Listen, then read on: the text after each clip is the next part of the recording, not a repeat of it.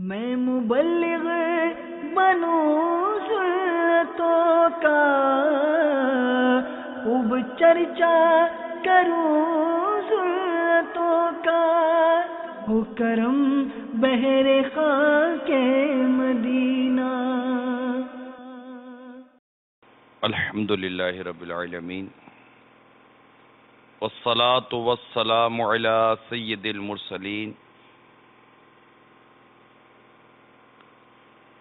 اما بعد فاعوذ باللہ من الشیطان الرجیم، بسم اللہ الرحمن الرحیم۔ الصلاة والسلام علیک یا رسول اللہ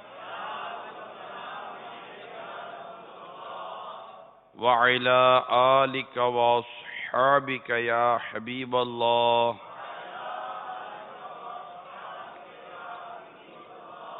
الصلاة والسلام علیک یا نبی اللہ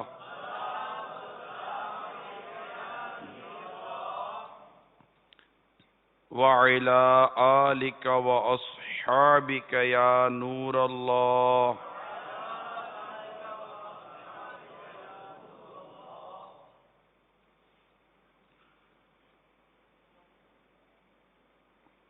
فرمان مصطفیٰ صلی اللہ تعالی علیہ وآلہ وسلم ہے، اے لوگو، بے شک روز قیامت اس کی دہشتوں اور حساب کتاب سے جلد نجات پانے والا وہ شخص ہوگا جس سے تم میں سے مجھ پر دنیا کے اندر باکثرت درود شریف پڑے ہوں گے۔ صلو علی الحبیب صلی اللہ تعالی علی محمد۔ میٹھے میٹھے اسلامی بھائیوں، آج جو ہمارا موضوع ہے وہ ہے پیارے آقا مکی مدنی مصطفیٰ صلی اللہ تعالی علیہ وآلہ وسلم کی شہزادیاں، بیٹیاں ہوتی ہیں، اور ایک قول کے مطابق میرے آقا صلی اللہ تعالی علیہ وآلہ وسلم کی 4 شہزادیاں تھیں۔ آج ہم کوشش کریں گے کہ چاروں کے حوالے سے کچھ نہ کچھ مدنی پھول، ان کے نام اور ان کا کچھ نہ کچھ تعارف، اور اس ضمن میں کچھ واقعات عرض کروں۔ بیٹی والوں کے لیے آج کا بیان بڑا محبت بھرا ہونا چاہیے کہ آقا مکی مدنی مصطفیٰ صلی اللہ تعالی علیہ وآلہ وسلم یہ بیٹیوں والے تھے۔ آپ کے شہزادے بھی تھے، بیٹے بھی اللہ تعالیٰ نے آپ کو عطا کیے تھے، بیٹیاں بھی آپ کو عطا کی گئی تھی، اور ان کی تعداد بھی لکھی گئی ہے۔ ایک قول کے مطابق 2 بیٹے اور 4 بیٹیاں، 2 شہزادے اور 4 شہزادیاں تھیں۔ آج جو ہمارا بیان ہے وہ آپ کی پیاری پیاری شہزادیوں کے لیے ہے۔ اللہ تعالیٰ کی ان پر کروڑا کروڑ رحمتیں ہوں، اور اس بیان کی برکت سے، اس کا جو ذکر ہے، جن کا ذکر مبارک ہے، ان کی برکت سے اللہ تعالیٰ ہمارے دلوں میں بیٹیوں کی محبت عطا فرمائے، کہ جو بیٹیاں پیدا ہونے پر منہ چڑھاتے، منہ بگاڑتے ہیں، ان کو یہ یاد رکھنا چاہیے کہ جس نبی پاک صلی اللہ تعالی علیہ وسلم کا ہم کلمہ پڑھتے ہیں وہ آقا بیٹیوں والے تھے۔ تو اور پھر پیارے آقا صلی اللہ تعالی علیہ وآلہ وسلم نے تو بیٹیوں کے بارے میں خاص ارشادات عطا فرمائے کہ بیٹیوں کو برا مت سمجھو، بیٹیوں کو برا مت سمجھو، بے شک وہ محبت کرنے والی ہیں۔ اور ایک حدیث میں ہے، جس کے یہاں بیٹی پیدا ہو وہ اسے ایذا نہ دے، اور نہ ہی برا جانے، اور نہ بیٹے کو بیٹی پر فضیلت دے، تو اللہ تعالیٰ اس شخص کو جنت میں داخل فرمائے گا۔ جس شخص پر بیٹیوں کی پرورش کا بوجھ آ پڑے، اور وہ ان کے ساتھ حسن سلوک یعنی اچھا برتاؤ کرے تو یہ بیٹیاں اس کے لیے جہنم سے روک بن جائیں گی.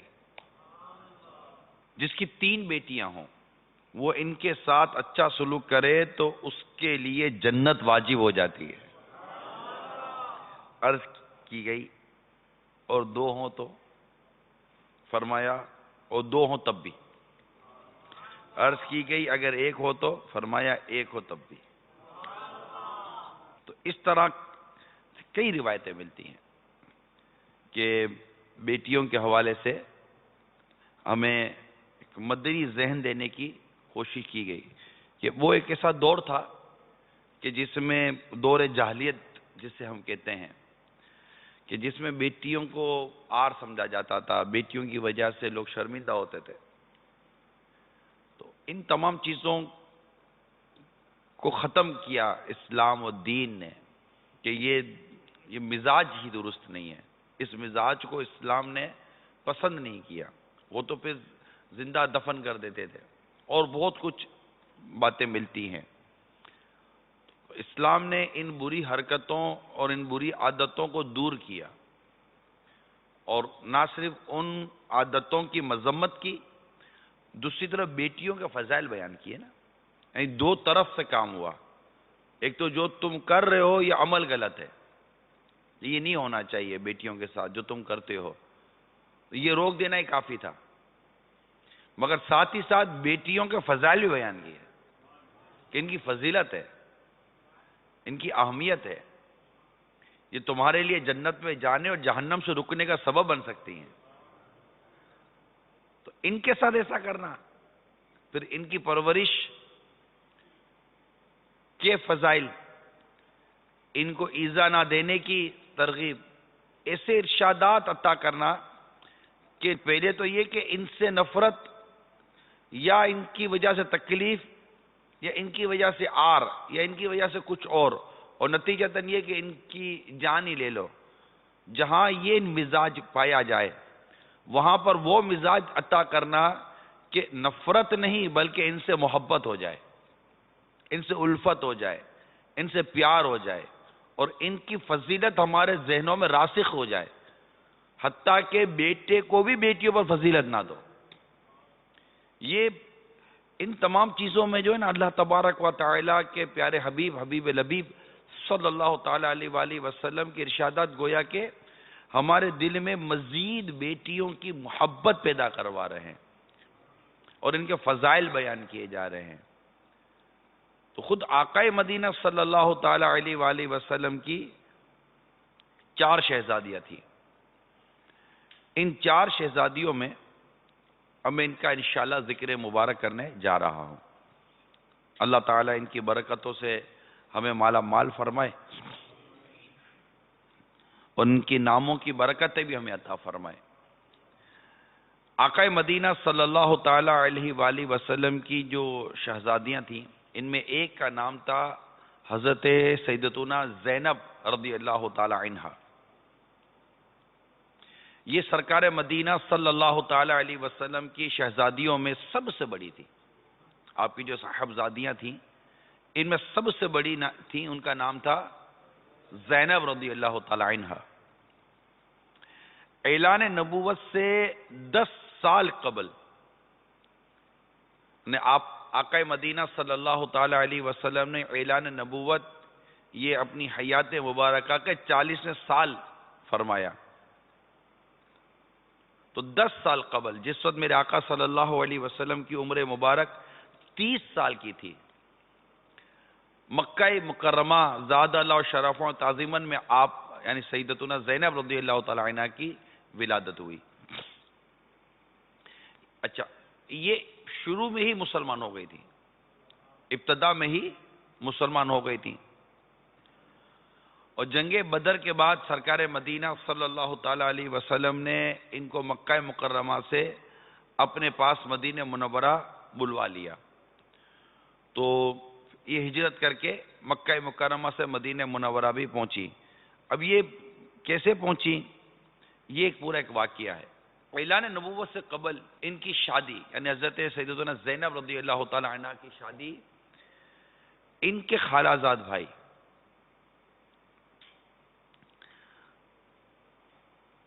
ابو العاص بن ربیع سے ہو گئی تھی. یہ حضرت خطیہ رضی اللہ تعالی عنہ کی بہن حضرت حالہ کے بیٹے تھے، اور یہ حضرت سیدنا زینب رضی اللہ تعالی عنہ یہ شہزادی تھی سیدتنا خطیہ رضی اللہ تعالی عنہ کی. تو ان کی جو بہن تھی حضرت حالہ رضی اللہ تعالی عنہ، ان کے بیٹے کا نام تھا ابو العاص. تو ان سے ان کا نکاح ہو گیا. سرکار صلی اللہ تعالی علیہ وسلم نے حضرت سیدنا خطیہ رضی اللہ تعالی عنہ کی سفارش سے اپنی شہزادی زینب رضی اللہ تعالی عنہ کا نکاح ان سے کر دیا تھا. اب حضرت سیدنا زینب رضی اللہ تعالی عنہ تو مسلمان ہو گئی تھی، مگر ابو العاص جو تھا یہ مسلمان نہیں ہوا. غزوہ بدر میں وہ گرفتار ہوا تو فدیہ دینا تھا، تو جو قیدیوں کو چھڑوانے کے لیے. تو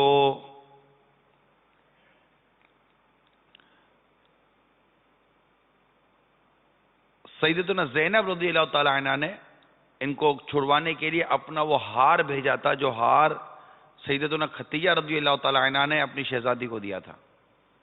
وہ ہار بارگاہ رسالت میں جب پہنچا تو صحابہ کرام علیہم رضوان نے وہ ہار انہیں واپس کر دیا، اور یہ طے ہوا کہ ابو العاص سے کہ ہم تمہیں چھوڑتے ہیں تو مکہ مکرمہ جاؤ، مگر وہاں جا کر تمہارا کام یہ ہے کہ ہماری شہزادی کو مدینہ منورہ ہمارے پاس بھیج دینا. طے ہو گیا.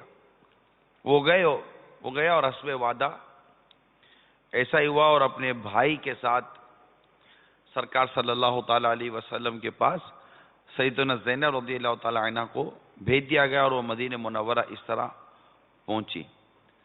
منقول یہ ہے کہ جب حضرت سیدنا زینب رضی اللہ تعالی عنہ مکہ مکرمہ سے روانہ ہوئی تو کفار قریش نے ان کا راستہ روکا تھا.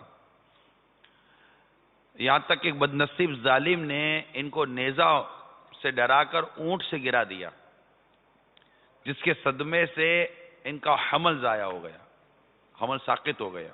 خیر پھر وہ مدینہ منورہ پہنچ گئیں. حضرت زینب رضی اللہ تعالی عنہ کو ہجرت میں یہ جو ایک دردناک مصیبت پہنچی، اسی لیے نبی پاک صلی اللہ تعالی علیہ وسلم نے ان کے فضائل میں یہ بھی ارشاد فرمایا کہ یہ میری بیٹیوں میں اس اعتبار سے بہت ہی زیادہ فضیلت والی ہیں کہ میری جانب ہجرت کرنے میں اتنی بڑی مصیبت اٹھائی انہوں نے. اس کے بعد ابو العاص جو ان کے شوہر تھے 7 سن ہجری، یہ واقعہ جو ہجرت کا تھا یہ 2 سن ہجری کے بعد کا واقعہ. 2 سن ہجری میں غزوہ بدر ہوا تھا. 7 سن ہجری میں ان کے شوہر ابو العاص یہ بھی مسلمان ہو گئے، اور یہ بھی مکہ مکرمہ سے مدینہ منورہ ہجرت کر کے چلے آئے. حضرت سیدتنا زینب رضی اللہ تعالیٰ عنہ کے ساتھ پھر یہ رہنے لگے. 8 سن ہجری میں سیدتنا زینب رضی اللہ تعالیٰ عنہ کا وصال مبارک ہو گیا.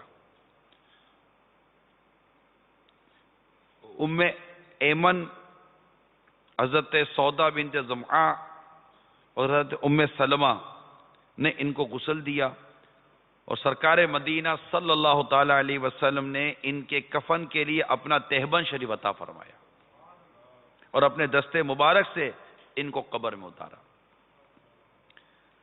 حضرت سیدتنا زینب رضی اللہ تعالی عنہا کی اولاد میں ایک لڑکا جن کا نام تھا علی، اور ایک شہزادی بیٹی ان کا نام تھا امامہ.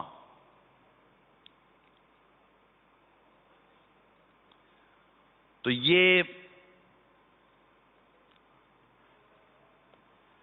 ایک ان کا مختصر سا تعارف تھا حضرت سیدتنا زینب رضی اللہ تعالی عنہ کا. لیکن تو بیٹیوں سے محبت کا اس میں بھی بہت پیارا واقعہ میں آپ کو سناتا ہوں کہ ایک مرتبہ ایک بہت ہی خوبصورت سونے کا ہار کسی نے نبی رحمت صلی اللہ تعالی علیہ وسلم کی نظر کیا. یعنی اس کی خوبصورتی دیکھ کر امہات المومنین حیران رہ گئی تھی، اتنا خوبصورت ہار تھا۔ آپ نے اپنی مقدس ازواج سے فرمایا میں یہ ہار اس کو دوں گا جو میرے گھر میں مجھے سب سے زیادہ محبوب ہے۔ اب جو ازواج مطہرات تھیں، ہماری امی حضور تھیں، تمام جو اس وقت امہات المومنین تھیں، انہوں نے یہ خیال کیا کہ یہ ہار ہو نہ حضرت سیدتنا عائشہ صدیقہ رضی اللہ تعالی عنہ کو عطا کیا جائے گا، مگر نبی پاک صلی اللہ علیہ وسلم نے حضرت امامہ رضی اللہ تعالی عنہ کو قریب بلایا اور اپنی پیاری نواسی کے گلے میں اپنے دستے مبارک سے وہ ہار ڈال دیا۔ یہ تھی نواسیوں سے محبت۔ تو اے نواسیوں والو، تمہیں بھی مبارک ہو۔ بعض اوقات تو یہ جو نانا بن جاتے ہیں نا، ان کو بھی نواسیاں نہیں سمجھ میں آتی۔ ہمارے کلچر بنا ہوا ہے، ماحول ہے، بدقسمتی کے ساتھ ماحول ہے کہ بیٹے سمجھ میں آتے ہیں، پوتیاں سمجھ میں اتنی نہیں آتی، پوتے سمجھ میں آتے ہیں، نواسیاں سمجھ میں نہیں آتے، نواسے سمجھ میں آتے ہیں۔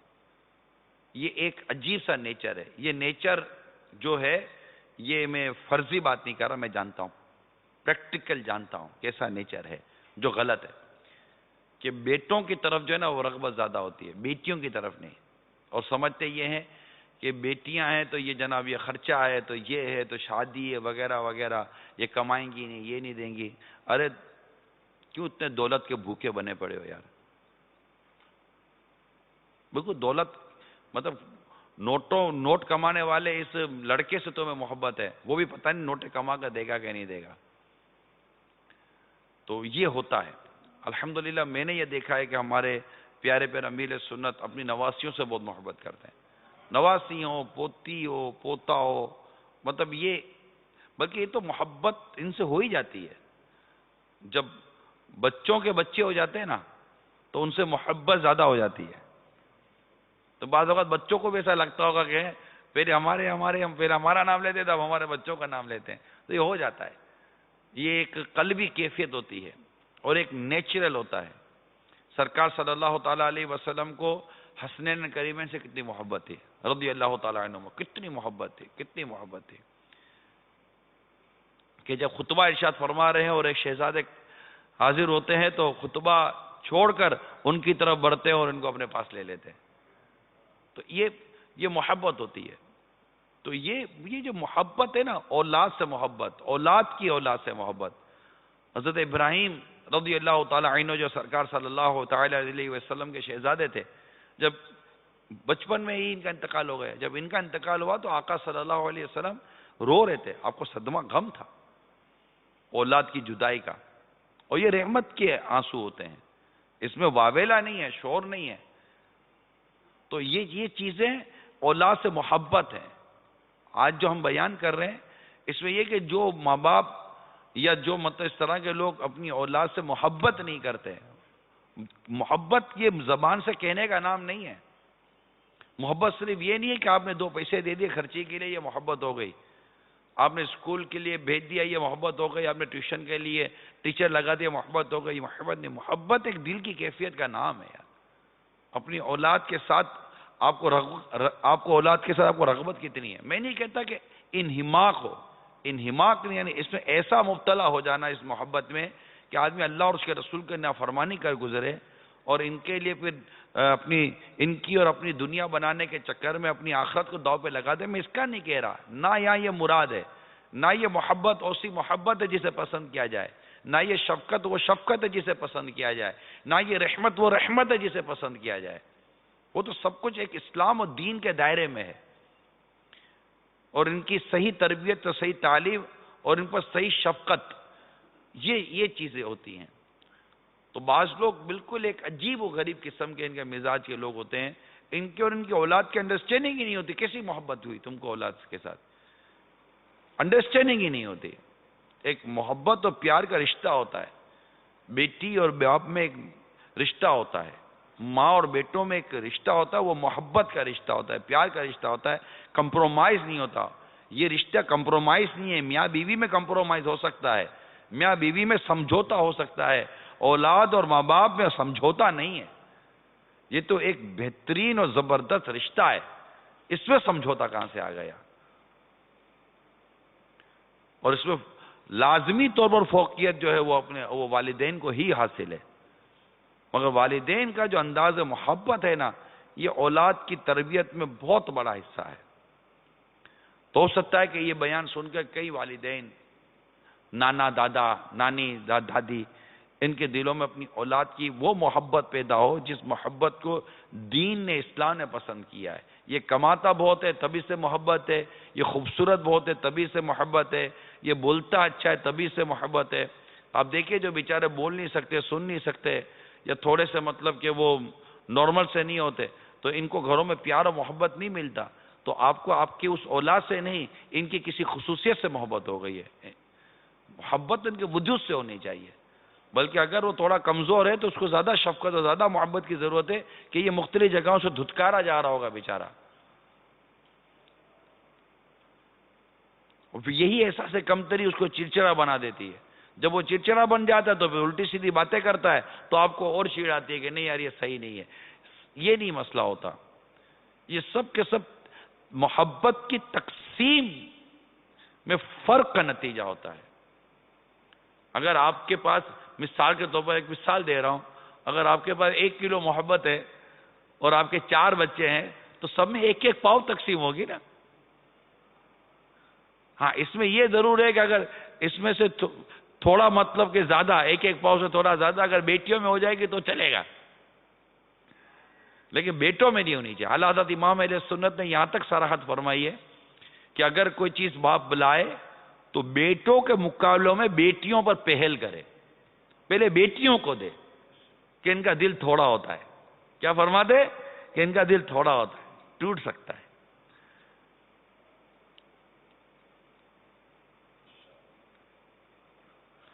میرے آقا صلی اللہ تعالی علیہ وسلم کی دوسری شہزادی، ان کا نام تھا رقیہ، حضرت سیدتنا رقیہ رضی اللہ تعالی عنہ. یہ اعلان نبوت سے 7 سال پہلے، جبکہ نبی رحمت صلی اللہ تعالی علیہ وسلم کی عمر مبارک کا 33واں سال تھا، اس وقت آپ کی ولادت ہوئی. اور ابتدائی اسلام میں یہ بھی مشربہ اسلام ہو گئی. اچھا، پہلے ان کا نکاح ابو لہب کے بیٹے سے ہوا، عتبہ، لیکن ابھی ان کی رخصتی نہیں ہوئی تھی. لہذا جب سورہ تبت یدا نازل ہوئی، جس میں ابو لہب کی مذمت کی گئی، اس کی بیوی کی مذمت کی گئی، تو ابو لہب قرآن میں اپنی اس دائمی رسوائی، یعنی اب قیامت تک اس کی رسوائی ہے نا، جب بھی قرآن پاک کے اندر سورہ تبت یدا ابی لہب وتب پڑھا جائے گا، اس وقت ابو لہب کی جو نفرت، یعنی گستاخ رسول کی جو نفرت دل میں پیدا ہوگی، یہ ہر ذی شعور سمجھ سکتا ہے. ایک دائمی اس کی رسوائی ہوئی تھی، ہمیشہ ہمیشہ کی رسوائی ہوئی تھی. اب وہ یہ رسوائی کا بیان سن کر وہ تو آپے سے باہر ہو گیا، اور اس نے اپنے بیٹے کو مجبور کیا کہ پیارے آقا صلی اللہ علیہ وسلم کی یہ پیاری شہزادی کو یہ طلاق دے دے. اب یہاں مت آقا صلی اللہ علیہ وسلم کو تکلیف پہنچانا ہے، اس نے طلاق دے دی. پھر سرکار مدینہ صلی اللہ تعالی علیہ وسلم نے حضرت سیدتنا رقیہ رضی اللہ تعالی عنہ کا نکاح حضرت سیدنا عثمان بن عفان ذو النورین رضی اللہ تعالی عنہ سے کر دیا. نکاح کے بعد حضرت سیدنا عثمان رضی اللہ تعالی عنہ نے حضرت بی بی رقیہ کو ساتھ لے کر مکے سے حبشہ کی طرف ہجرت کی. پھر حبشہ سے مکے واپس آ کر مدینہ منورہ کی طرف ہجرت کی، اور یہ دونوں میاں بیوی صاحب الحجرتین، یعنی 2 ہجرت والے کے معزز لقب سے ملقب کیے گئے، کہ ان کو صاحب الحجرتین کہا جاتا تھا، 2 ہجرت والے. جنگ بدر کے دنوں میں حضرت سیدتنا رقیہ رضی اللہ تعالی عنہ سخت بیمار ہوئیں. تو میرے آقا پیارے آقا صلی اللہ تعالی علیہ وسلم جو کہیں وہی ہے. انہوں نے حضرت عثمان بن عفان رضی اللہ تعالی عنہ کو جنگ بدر میں شریک ہونے سے روک دیا اور یہ ارشاد فرمایا کہ آپ یہیں ان کی تیمارداری میں رہیں، بیمار تھیں.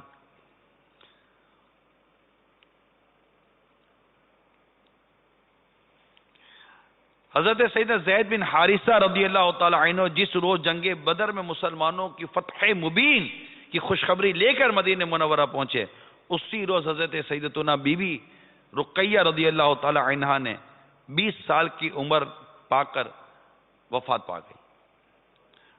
اور سرکار مدینہ صلی اللہ علیہ وسلم نے جنگ بدر کے سبب سے ان کے جنازے میں شرکت نہ کر سکے. حضرت سیدنا ذوالنورین عثمان بن عفان رضی اللہ تعالی عنہ اگرچہ جنگ بدر میں شریک نہ ہوئے تھے، لیکن سرکار صلی اللہ تعالی علیہ وسلم نے ان کو جنگ بدر کے مجاہدین میں شمار فرمایا اور مال غنیمت سے ان کو برابر حصہ عطا کیا گیا اور شرکائے جنگ بدر کے برابر اجر عظیم کی ان کو بشارت بھی دی گئی. حضرت سیدتنا بی بی رقیہ رضی اللہ تعالی عنہ نے کہ شکم مبارک سے حضرت عثمان غنی کے ایک فرزند بھی پیدا ہوئے تھے جن کا نام عبداللہ تھا، اور یہ اپنی امی جان کے بعد 4 سن ہجری میں 6 برس کی عمر پا کر انتقال کر گئے. اب دیکھیں اتنی عمریں نہیں تھیں. ان کی امی کا عمر انتقال بھی 20 سال میں ہوا اور ان کے شہزادی کا جو انتقال ہے 6 برس میں ہوا. یہ کیسے نیک اور پاک باز اور صاحب برکت لوگ تھے. لیکن ان کے یہاں بھی اسی طرح آقا مدینہ صلی اللہ علیہ وسلم کے پیارے پیارے شہزادے یہ بھی چھوٹی عمر میں دنیا سے رخصت ہو گئے. سرکار صلی اللہ علیہ وآلہ وسلم نے اپنی ایک شہزادی کا جنازہ پڑھایا. دوسری شہزادی کے انتقال کی اطلاع بھی آپ نے سنی. یہ سب چیزیں ایک خاندان اور ایک فیملی کے اندر ایک معنی رکھتی ہیں. ہمارے مزاج کے لیے، ہمارے سوچوں کے لیے، ہمارے انداز کے لیے ایک معنی رکھتی ہیں. اور پھر اس میں جو لوگ چیختے چلاتے ہیں کہ یہ چلا گیا، اللہ تعالی ہمارے حال پر رحم فرمائے. پھر ایسے موقع پر معاذ اللہ بکواسیں کرتے ہیں، کفر بکتے ہیں، طرح طرح کی مطلب کہ گستاخیاں کرتے ہیں، اللہ تعالیٰ کی شان میں بکواس کرتے ہیں. یہ سب جہالت ہے، یہ سب جہالت ہے. اس چیز کی ہمارے دین میں، ہمارے اسلام میں کوئی گنجائش نہیں ہے. مسئلہ یہ ہے کہ اس معاملے میں ہمارے تربیت کا کوئی نظام نہیں ہے. پڑھے لکھے لوگ بھی جاہلانہ باتیں کرتے ہیں بیٹھے بیٹھے. ان کا انداز جاہلانہ بات کرنے کچھ اور ہوتا ہے. جو بالکل ایک نارمل لوگ ہوتے ہیں، گاؤں دیہات میں ہوتے ہیں، یا بالکل جو اس طرح کے نہیں ہوتے، ان کا انداز کچھ اور ہوتا ہے. علمی انداز، علماء کی صحبت میں جو بیٹھتے ہوں، علمی ماحول میں بیٹھتے ہوں، دعوت اسلامی کے ماحول میں رچے بسے ہوں اور مدنی چینل دیکھتے ہوں، درس و بیان سنتے ہوں، دیکھتے ہوں، ان کے انداز مختلف ہوتے ہوں گے. ہمارے دعوت اسلامی کے ماحول میں مجھے امید ہے کہ اسلامی بہنوں کے انداز مختلف ہوتے ہوں گے. وہ ضبط و صبر کرتی ہوں گی، وہ صبر و شکر کے ساتھ وقت گزارتی ہوں گی. وہ چیخ و پکار و واویلے کا انداز ان کا نہیں ہوتا ہوگا، میں امید کرتا ہوں. اور ماحول کے اسلامی بھائیوں میں بھی ایک ضبط و صبر کی کیفیت ہوتی ہوگی. اور ان کے گھروں میں بیٹیوں کو بڑا مان ملتا ہوگا، میں حسن ظن رکھتا ہوں. کم از کم دعوت اسلامی والوں کے گھروں میں، ٹھیک ہے آپ کے سر پر امامہ شریف ہے یا نہیں ہے، بدقسمتی کے ساتھ اگر آپ کے چہرے پر داڑھی نہیں ہے، بدقسمتی کہوں گا کہ داڑھی رکھنا واجب ہے، منڈانا حرام ہے، ایک مٹھی سے گھٹانا بھی حرام ہے. اللہ رکھنے کی توفیق عطا فرمائے. تو اب اگر جو بھی آپ دعوت اسلامی کے اگر ماحول کی آپ کو ہوا بھی لگی ہے، مدنی ہوا، تو بھی میں امید کرتا ہوں کہ آپ کے گھروں میں بیٹیوں کے ساتھ اچھا سلوک کیا جاتا ہوگا. بلکہ میں ان تمام بھائیوں سے عرض کروں گا اگر وہ سن رہے ہیں کہ اپنی بہنوں کے ساتھ اچھا سلوک کرو. بعض اوقات بھائی ہے نا، یہ بہنوں کے ساتھ سلوک نہیں کرتے، جس سے ماں باپ کو شاید تکلیف پہنچتی ہوگی. یہ اچھا نہیں ہے. مثال کے طور پر اگر مجھے میری بیٹی سے بہت محبت ہے، اور اگر میرا بیٹا میرے سامنے میری بیٹی کے ساتھ بدسلوکی کرے گا تو مجھے تکلیف پہنچے گی. اسی طرح بیٹیوں کو بھی چاہیے کہ بھائیوں کے ساتھ محبت کریں. یہ اولاد کی جو محبت ہے نا، یہ ماں باپ کی آنکھوں کی ٹھنڈک ہوتی ہے. جو اولاد آپس میں محبت نہیں رکھتی نا، یہ ماں باپ کے لیے بڑی اذیت ہوتی ہے. یعنی یہ دو آنکھیں ہیں، اب ایک آنکھ کی دوسری آنکھ سے نہ بنے تو جس کا جسم ہے وہ تو گیا نا. تو یہ دونوں آنکھیں ہوتی ہیں. لیکن نصیب اس گھر کے کہ جہاں مطلب کہ اولادوں میں محبت نہیں ہوتی، بھائی بہنوں میں محبت نہیں ہوتی، بڑی بدقسمتی ہے. اس میں کہیں نہ کہیں تربیت کا بھی عمل دخل ہے کہ بھائی بہنوں کے دشمن ہوتے ہیں یار، بہن بھائیوں کے لیے بغض و عداوت رکھتی ہیں. ایک دوسرے کی غیبتیں کرنا، چگلیاں کرنا، تہمتیں باندھنا. یا خدا کا خوف کرو، بھائی بہن ہو یار، خون کا رشتہ ہے، دونوں کے ماں باپ ایک ہی ہو. جب تم ایک دوسرے کو نہیں چھوڑتے ہو تو تم سے پھر کون سا مسلمان محفوظ رہے گا؟ یہ تو اتنا زبردست رشتہ ہے بھائی بہنوں کا. اس پہ میں بھائیوں سے ضرور مدنی التجا کروں گا کہ بہنوں پر بہت شفقت کیا کریں، کچھ نہ کچھ لا کر بہنوں کو دیا کریں. یہ چند عرصے، تھوڑے عرصے کے بعد ان کا نکاح ہوگا اور یہ کہیں چلی جائیں گی. ان کا رشتہ پرائی ہوتی ہیں، ان کی نکاح ہو جاتا ہے، ان کی شادی ہو جاتی ہے، یہ دوسرے گھر چلی جاتی ہیں. اگر ان کی زندگی 60، 65، 50 سال کی بھی ہے تو اب ان کا زندگی کا اکثر حصہ یہ سسرال کا ہوتا ہے. بیٹی ماں باپ کے گھر میں 18 یا 20 سال عموماً رہتی ہیں. 17، 18، 20 سال، 17، 18، 20 سال میں ایوریج بتا رہا ہوں. یہ بیٹیوں کی عمر ہوتی ہے ماں باپ کے گھروں کے اندر. اس کے بعد اس کی جتنی زندگی ہے، اللہ اس کو خوشیاں نصیب کرے، وہ بیٹی کی زندگی اس کے سسرال کے لیے ہوتی ہے. یوں سمجھیے کہ ماں باپ کی تربیت جو ہے نا بیٹی کے لیے، وہ اپنے گھر میں رکھنا نہیں ہے. یہ اللہ کرے کہ یہ والدین کی سمجھ میں یہ بات آ جائے. اللہ کرے کہ مدنی چینل پر ماں باپ کی سمجھ میں یہ بات آ جائے کہ آپ کی بیٹی کی جو آپ تربیت کر رہے ہیں، اس تربیت کا بہت بڑا جو فوکس ہے، بہت بڑا جو اس کا جو مقصد ہے، وہ یہ نہیں ہے کہ یہ آپ کے ساتھ رہ رہی ہے. اس کا تربیت یہ ہے کہ یہ 17، 18، 20 سال کے بعد یہ کسی اور گھر میں جائے گی جہاں جا کر یہ بتائے گی کہ میری تربیت کیسی ہوئی ہے. اس لیے بہت سوچ سمجھ کر اور بڑی عمدگی کے ساتھ اپنی اولاد کی تربیت کریں. بالخصوص بیٹیوں کے بارے میں عرض کر رہا ہوں کہ ان کی تربیت کا بہت اچھا انداز رکھیں، بہت اچھا مزاج رکھیں، ان کو حسن اخلاق کی تربیت دیں، سلیقہ ساری کی تربیت دیں، انہیں پکانے کی تربیت دیں، گھر کے کام کاج کی تربیت دیں. انہیں اس طرح کی تربیت دیں کہ جس میں یہ کسی اور گھر میں جا کر ان کے ساتھ انڈرسٹینڈنگ کر کے ایک میچورٹی کے ساتھ رہ سکے، ورنہ بہت پرابلم ہو جائے گی. اس کو اس بات کی تربیت دیں کہ اس کی زبان میں بدتمیزی نہ ہو، اس کی زبان میں بے باکی نہ ہو. یعنی یہ کیسے ہوگا؟ آپ بولے کیسے ہوگا؟ اب جیسے کہ آپ اپنی بیٹیوں کو دیکھ رہے ہیں، آپ کی بیٹی 7 سال کی ہے، 8 سال کی ہے، 10 سال کی ہے، 12 سال کی، آپ دیکھیں کہ اس کی زبان بدتمیز ہے، یہ چھوٹ میں جواب دے دیتی ہے، یہ لوگوں کے ساتھ غلط سلوک کرتی ہے، بدتمیزی کرتی ہے. اب آپ کا کام ہے کہ بیٹی کو بیٹھ کر سمجھائیے، اس کی تربیت کیجئے کہ بیٹا یہ انداز گفتگو صحیح نہیں ہے. کیونکہ جس انداز گفتگو، جو انداز گفتگو اس کا ماں باپ اور اپنے بھائی بہنوں کے ساتھ ہے، یہی انداز گفتگو لے کر اگر یہ سسرال جائے گی تو ہو سکتا ہے وہی انداز اس کو وہاں ہو. ماں باپ یا بھائی بہن تو برداشت کر لیں گے مگر سسرال میں کوئی برداشت نہیں کرے گا، شوہر برداشت نہیں کرے گا. شوہر کیسے برداشت کرے گا؟ شوہر کیسے سمجھے؟ شوہر کیسے برداشت کرے گا کہ میری بیوی میرے ساتھ بدتمیزی کر رہی ہے، تو تڑا سے بات کر رہی ہے، ابے تبے سے بات کر رہی ہے، چیخو پکار سے بات کر رہی ہے. ساس کیسے برداشت کرے گی؟ چلو ماں صبر کا گھونٹ پی کے بیٹھ جائے گی، ساس صبر کا گھونٹ پی کے بیٹھے اس کا چانس کم ہے. اور جب گھونٹ زیادہ پیے گی نا تو پھر جب نکالے گی تو ایک ساتھ نکالے گی، اس کا چانس کم ہے. بہن برداشت کر لے گی، نند تھوڑی برداشت کرے گی. کیونکہ یہ کچھ بھی ہے، یہ ان رشتوں میں یہ وہ رشتہ تو بائی برتھ ہے مگر وہ رشتہ تو کریٹ ہوا ہے نا، 17، 18، 20 سال کے بعد کریٹ ہوا ہے. تو ایک جنرل جو گھروں کا مزاج ہوتا ہے نا، اس مزاج کے مطابق اپنے بچیوں کی تربیت کی میں عرض کروں گا. بچیوں کی تربیت ایسی ہونی چاہیے تاکہ وہ شادی کے بعد حسن اخلاق کا مظاہرہ کر کے اپنے گھر سنبھال سکے. اور یہ ابھی سے اس کا ذہن بنا. جیسا اگر آج آپ یہ بات سن رہے ہیں اور اتفاق کر رہے ہیں، کیا اس کی بات سمجھ میں آتی ہے؟ اگر آپ کو اتفاق ہو رہا ہے تو آپ اپنی بچیوں کی تربیت ان کے سسرال کو مد نظر رکھ کر کریں، چاہے وہ امیر ہے یا آپ غریب ہیں. کیونکہ اگر آپ امیر بھی ہیں اور اگر آپ کی بیٹی کو آپ نے کسی امیر کے گھر میں بھی ڈال دیا، اور یہ ضروری نہیں ہے کہ وہ امیر ہمیشہ رہیں، اگر ان پر کو پریشانی آئی، شوہر پر کو پریشانی آئی، تو اپنا بیچارے کو کچھ آتا ہی نہیں ہوگا تو وہ کیا کرے گی.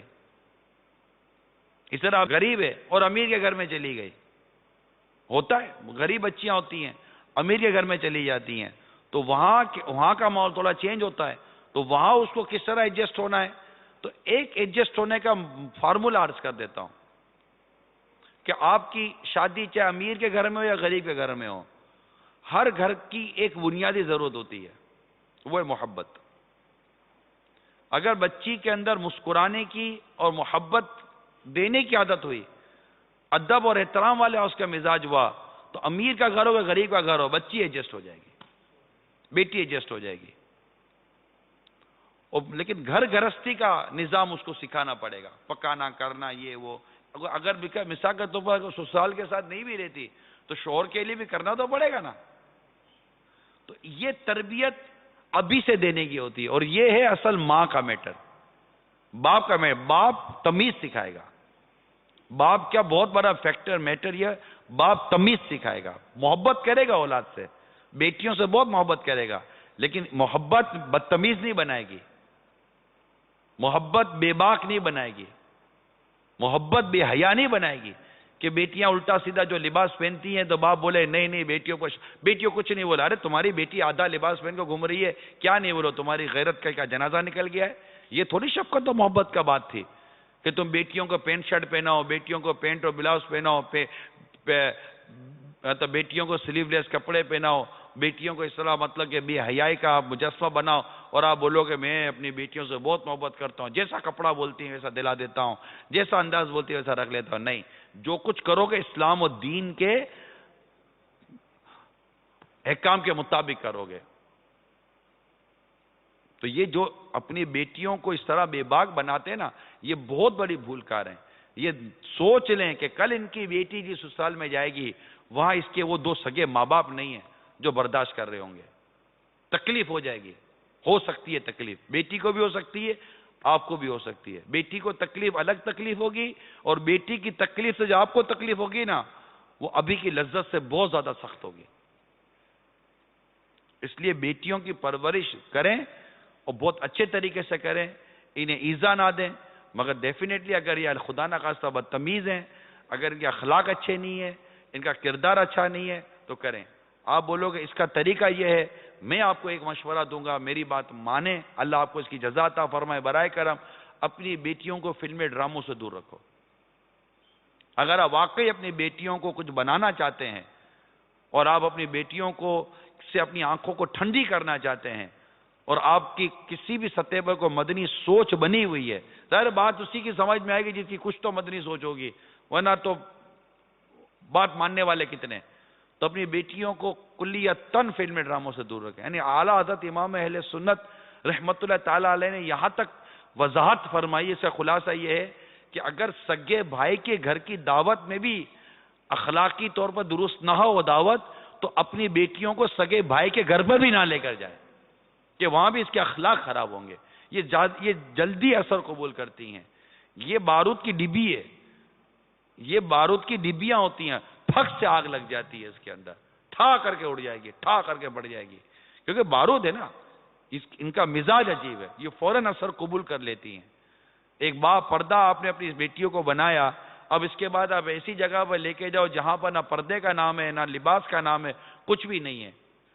وہ لڑکیاں گانے سنتی ہیں، وہ لڑکیاں ناچتی کودتی ہیں، وہ لڑکیاں اسی طرح حرکتیں کرتی ہیں. اپنی بیٹیوں کو ان بچوں سے بھی بچا کر رکھو، ان کو صرف اور صرف مدنی ماحول کی طرف رکھیں تاکہ یہ اپنی عزت کی، اپنی پارسائی کی، اپنی زبان کی حفاظت کر سکیں. یہ ماں کو دیکھیں کہ ماں ہماری خاموش مزاج ہے، ماں ہماری تلاوت کرنے والی ہے، ماں ہماری عبادت کرنے والی ہے، ماں ہماری کس طرح ہے. پھر دوسرا، ماں اپنے رویے سے بتائے. میں تربیت کی بات کر رہا ہوں بیٹیوں کے حوالے سے، جب ذکر ہی بیٹیوں کا ہے، کہ ماں اپنے رویے سے بتائے کہ بیٹی دیکھ شوہر کے ساتھ کیسا برتاؤ ہونا چاہیے، میں تمہارے والد کے ساتھ جیسی ہوں تم اپنے شوہر کے ساتھ بھی ویسی رہنا. اب ماں کا کام ہے کہ وہ اپنے شوہر کے ساتھ کیسی ہے. زبان چلاتی ہے، بدتمیزی کرتی ہے، ابے تبے کرتی ہے، حکم چلاتی ہے، جھاڑتی ہے، ڈانٹتی ہے، الٹی سیدھی حرکتیں کرتی ہے، تو بیٹی سمجھے گی کہ اچھا اچھا شور کے ساتھ وہیں چلا جاتا ہے، میری ماں غلط تھوڑی کو کرتی ہوگی. اب بیٹی جا کر جو کرے گی تو خیر آپ کا شور تو اچھا تھا جو آپ کی بدتمیزی برداشت کرتا تھا. آپ کی بیٹی کو ایسا ملے گا ضروری نہیں ہے.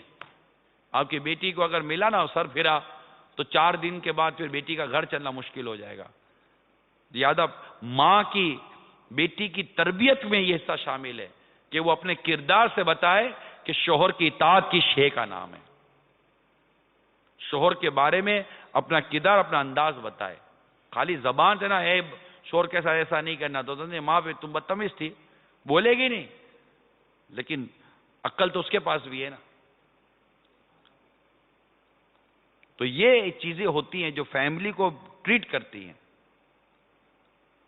اور بیٹیوں کی تربیت کے حوالے سے آپ کی شفقت، محبت اور رحمت کا ایک دائرہ کار میں آپ کو بیان کر رہا ہوں کہ اس میں جو مطلب جو لوگ حد سے باہر نکل گئے ہیں اور اپنی بیٹیوں کو طرح طرح کی بدتمیزیاں سکھاتے ہیں، ان کو طرح طرح کے لباس پہناتے ہیں، ان کی طرح طرح کی حرکتیں ہوتی ہیں، ان کے بال کٹوا کر بالکل بی بی کٹ بال اور عجیب و غریب قسم کا لباس اور عجیب و غریب قسم کا لباس کہ اتنی چھوٹی سی بچی کو بھی ایک غیرت مند مرد نہ دیکھ سکے. ان بچیوں کے لباس دیکھ کر بھی شرم آتی ہے کہ یار اس کے باپ کو شرم نہیں آتی. یار کیسی سوچ ہو گئی ہے. اللہ کرے کہ آنکھوں میں حیا اور آنکھوں میں شرم آ جائے. کم از کم بیٹیوں کو تو ایسے کپڑے پہناؤ یار جو عورتوں کے کپڑے ہوتے ہیں. اپنی بیٹیوں کو تو ایسے کپڑے پہناؤ کہ بیٹی کو لگے تو صحیح کہ دوپٹہ بھی نام کی کوئی چیز عورت کے لیے ہوتی ہے، پردے نام کی کوئی چیز عورت کے لیے ہوتی ہے. خدا کا خوف کرو یار، بیٹیوں والے ہو یار. اپنی بیٹیوں کو بے پردہ تو مت کرو. لباس کے ذریعے تو ان کے ذہنوں پر حیا اور ہونا، حیا کا نہ ہونا تاثر دے گا. پھر کب سمجھاؤ گے، پھر کب سکھاؤ گے؟ پھر یہی ہوگا کہ بیٹی شادی کے دن ناچ رہی ہوگی باپ کے سامنے. دولہا بھی ایسا ہی ڈھونڈو گے بیٹی کے لیے، لڑکا بھی ایسا ہی ڈھونڈو گے، کیونکہ وہ میچ ہی نہیں کرے گا. تمہاری بیٹی کی پرورش ہی تم نے رنگین کی ہے، تو یہ بلیک اینڈ وائٹ کہاں سے دولہا چلے گا؟ آپ مغربی تربیت کرو اور پھر بولو کہ یہ مطلب کہ اسلامی وضاقتہ والا دولہا میری بیٹی کو چلا لے گا. نہ بھائی، دولہا داؤ پہ لگ جائے گا. تو میچنگ ہی نہیں ہوگی نا دونوں کی. اللہ کرے کہ ہم صحیح تربیت کرنے میں اپنی اولاد کی کامیاب ہو جائیں. میرے آقا صلی اللہ تعالی علیہ وسلم کی تیسری شہزادی، ان کا نام تو ام کلثوم رضی اللہ تعالی عنہ. یہ پہلے ابو لہب کے بیٹے عتیبہ کے نکاح میں تھی، لیکن ابو لہب کے مجبور کر دینے سے اس بدنصیب بیٹے نے ان کو رخصتی سے قبل ہی طلاق دے دی. اب اس ظالم نے بارگاہ نبوت انتہائی گستاخی بھی کی، حتیٰ کہ بد زبانی کرتا ہوا سرکار مدینہ صلی اللہ تعالی علیہ وسلم پر جھپٹ پڑا اور آپ کے مقدس پیراہن کو بھی اس نے تار تار کیا. اس گستاخ کی بے ادبی سے میرے آقا صلی اللہ علیہ وسلم کے قلب مبارک کو انتہائی رنج پہنچا اور آپ کی زبان مبارک سے یہ کلمات ادا ہوئے: یا اللہ اپنے کتوں میں سے کسی کتے کو اس پر مسلط فرما دے. اس کا اثر یہ ہوا کہ ابو لہب نے جب اپنے اس گستاخ لڑکے کو تجارت کے لیے قافلے کے ساتھ ملک شام بھیجا تو یہ قافلہ خود ساتھ تھا، وہ بھی ابو لہب بھی. ایک راہب کے پاس وہ رات ٹھہرے تو راہب نے قافلے والوں کو بتایا کہ یہاں درندے بہت ہیں، ذرا ہوشیار ہو کر سونا. یہ سن کر ابو لہب نے قافلے والوں کو کچھ یوں کہا کہ اے لوگو، محمد صلی اللہ تعالی علیہ وسلم نے میرے بیٹے کے لیے ہلاکت کی دعا کی ہے، لہذا تم لوگ تمام تجارتی سامان کو اکٹھا کر کے اس کے اوپر اس کو سلا دو، اس کو بستر بنا دو، اس کے اوپر سلا دو تاکہ کوئی درندہ اسے نقصان نہ پہنچا سکے اور اس کے ارد گرد سو جاؤ. چنانچہ ایسا ہی ہوا, پورا حفاظت کا انتظام کر لیا گیا, لیکن رات میں بالکل ناگہانی ایک شیر آیا, سب کو سونگھتے ہوئے اس بدبخت کے پاس پہنچا, اس کے سر کو چبایا, ختم کر دیا. لوگوں نے شیر کو تلاش کیا مگر وہ کہاں سے ملتا, کدھر سے آیا کدھر چلا گیا کسی کو پتا نہ چلا. اب آپ دیکھیے کہ دونوں بیٹے, ایک نے گستاخی کی, دونوں نے طلاق دی, لیکن ایک نے میں سے ایک طلاق دے دی مگر دوسرے نے گستاخی کی. اور آقا صلی اللہ علیہ وسلم کی دونوں شہزادیوں کے ساتھ ایسا ہی ہوا.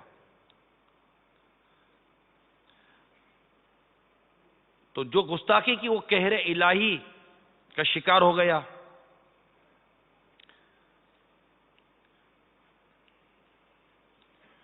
اور جو دوسرا تھا وہ قہر الہی میں مبتلا نہیں ہوا بلکہ فتح مکہ کے روز اس نے اور اس کے ایک دوسرے بھائی دونوں نے اسلام قبول کر لیا.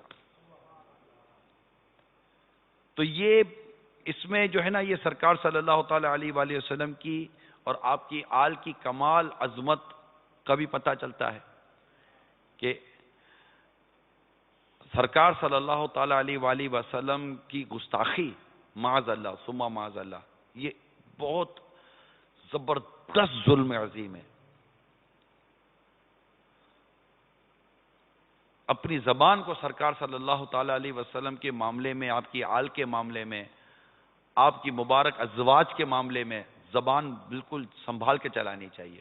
ام المومنین سیدتنا عائشہ صدیقہ رضی اللہ تعالی عنہا کا معاملہ ہو, یا دیگر ازواج یا مطہرات کا معاملہ ہو, یا آپ کے شہزادیوں کا معاملہ ہو, حتیٰ کہ آپ کے اصحاب کا معاملہ ہو, ان کو نسبت ہے میرے آقا صلی اللہ تعالی علیہ وسلم سے. حضرت عثمان غنی رضی اللہ تعالی عنہ کو نسبت ہے میرے آقا صلی اللہ تعالی علیہ وسلم کی دونوں شہزادیوں سے. حضرت بی بی رقیہ رضی اللہ تعالی عنہا کے وفات کے بعد سرکار صلی اللہ علیہ وسلم نے بی بی ام کلثوم رضی اللہ تعالی عنہا کا حضرت عثمان غنی سے نکاح کر دیا. ان سے کوئی اولاد نہیں ہوئی تھی, ام کلثوم رضی اللہ تعالی عنہا سے کوئی اولاد نہیں ہوئی. اور 9 ہجری شعبان 9 ہجری میں سیدتنا ام کلثوم کی وفات ہوئی, اور سرکار صلی اللہ تعالی علیہ وسلم نے ان کی نماز جنازہ پڑھائی, اور یہ جنت البقیع میں ان کا مزار شریف قائم ہوا. تو یہ 2 شہزادیاں میرے آقا صلی اللہ علیہ وسلم کی یک کے بعد دیگرے سیدنا عثمان غنی نکاح میں آئے. اعلی حضرت نے ان کو کہا ہے نا ذوالنورین, نور کی سرکار سے پایا خوشالہ نور کا, نور کی سرکار سے پایا خوشالہ نور کا, ہو مبارک تم کو ذوالنورین جوڑا نور کا, ہو مبارک تم کو ذوالنورین جوڑا نور کا. تو اب جن کو سرکار صلی اللہ علیہ وسلم کی 2 شہزادیاں ملی ہوں, ان کی عظمت اور مقام کا عالم کیا ہوگا. یعنی 2 شہزادیاں ان کے نکاح میں, اور پھر سرکار صلی اللہ تعالی علیہ وسلم نے ان کے بارے میں جو فضائل بیان کیے, میری مراد حضرت سیدنا عثمان غنی رضی اللہ تعالی عنہ سے عشرہ مبشرہ میں. تو اپنی زبان کو لگام دینی چاہیے شریعت کی, بے باک نہیں ہونا چاہیے, بے باک نہیں ہونا چاہیے. صحابہ کرام کا جب ذکر ہو تو بڑا ادب بڑا احترام سے کرے, امہات المومنین کا ذکر ہو تو بڑا ادب بڑا احترام سے کرے. اپنی زبان کو لگام دینی چاہیے, اپنے مزاج کو قابو کرو, اور کوئی بھی ذرہ بھر بھی خدا نہ خواستہ اگر کوئی گستاخی ہو گئی, کوئی بے ادبی ہو گئی, اللہ نہ کرے تو بہت نقصان ہوگا. مطلب ایمان برباد ہو سکتا ہے, بلکہ بعض کلمات ایسے جو ایمان ہی برباد کر دے. لہذا بہت احتیاط کریں. اب اصل میں یہ ہوتا ہے ماحول کے اوپر, آپ اٹھتے بیٹھتے کس کے ساتھ ہیں, یعنی دعوت اسلامی کا ماحول ہے, ٹھیک ہے. مثال دیتا ہوں, امیر علیہ سنت کا ایک عشق و محبت بڑا انداز ہے, اب جب آپ دعوت اسلامی کے ماحول میں بیٹھیں گے تو جب صحابہ کا ذکر ہوگا تو آپ کہیں گے حضرت سیدنا صدیق اکبر عاشق اکبر رضی اللہ تعالی عنہ نے فرمایا. تو نارمل والے ابو بکر صدیق نے یوں کہا ہے, نارمل, ٹھیک ہے نا. لیکن ایک خاص بات ہو جاتی ہے, مطلب جتنی خوبصورت گفتگو ہوگی اتنا اچھا ہوگا نا. حضرت سیدنا ذوالنورین عثمان غنی رضی اللہ تعالی عنہ نے فرمایا ہے, عثمان نے یوں کہا, حضرت عثمان نے حضرت عمر سے بات کی اور یوں کہا. یہ بات یہی بھی چل رہا ہوتا ہے. میں دعوت اسلامی کے ماحول کی بات کر رہا ہوں. دعوت اسلامی کا ماحول یہ بہت زیادہ ادب سکھاتا ہے, ٹھیک ہے, بہت زیادہ ادب والی زبان استعمال کی جاتی ہے. اور مطلب کہ ام المومنین حضرت سیدتنا عائشہ صدیقہ رضی اللہ تعالی عنہا, تو یوں مطلب کہ بڑا ایک ادب اور احترام کے ساتھ سرکار صلی اللہ تعالی علیہ وسلم کا ذکر مبارک یوں بھی ہوتا ہے, نبی رحمت شفیع امت صلی اللہ تعالی علیہ وسلم, آقا مدینہ راحت قلب و سینہ فیض گنجینہ صاحب معطر پسینہ باعث نزول سکینہ صلی اللہ تعالی علیہ وآلہ وسلم نے یوں فرمایا. تو یہ مطلب ایک انداز ہوتا ہے جب آپ باادب لوگوں کے ساتھ بیٹھیں گے, مؤدب لوگوں کے ساتھ بیٹھیں گے, جن کی زبان پر ادب کے کلمات جاری ہوتے ہیں, تو انشاءاللہ آپ کی زبان سے اسی طرح کی چیزیں نکلیں گی. اگر آپ بدتمیز قسم کے لوگوں میں بیٹھو گے, جن کو نہ صحابہ کا نام لینے کی صحیح تمیز ہو, جن کو نہ امہات المومنین کا ذکر مبارک کرنے کی صحیح تمیز ہو, جن کو کوئی مطلب کہ ایک تمیز ہی نہیں ہو کہ کس طرح کن کا ذکر کیا جاتا ہے, کس طرح القاب کا استعمال کیا جاتا ہے, کس طرح مطلب کہ ادب کے کلمات استعمال کیے جاتے ہیں, جن کو یہی تمیز نہ ہو کہ کوئی بڑا آ جائے تو اس کو کہے جاتا جی تشریف رکھیے, کوئی چھوٹا آ جائے تو اس کو یہ کہے جائے ٹھیک ہے بیٹا بیٹھ جاؤ, اب سب بڑے کو بھی بولے بیٹھو. اب جس کو کوئی تمیز ہی نہیں ہے چھوٹے بڑے کی, تو تڑا جس کی زبان پر ہو, تم یوں کر لو, تم یوں کر لو, تم آ جاؤ, تم اٹھ جاؤ, تم بیٹھ جاؤ, تم کیا کر رہے ہو, جبکہ ہمارا مدنی انعام ہم کو آپ سکھاتا ہے. ہمارا مدنی انعام ہمیں آپ سکھاتا ہے, ہر چھوٹے بڑے کو آپ بولو. ہمارے گھروں کے اندر ہمیں تمیز سکھائی جاتی ہے. دعوت اسلامی کے ماحول کی خاص بات کر رہا ہوں.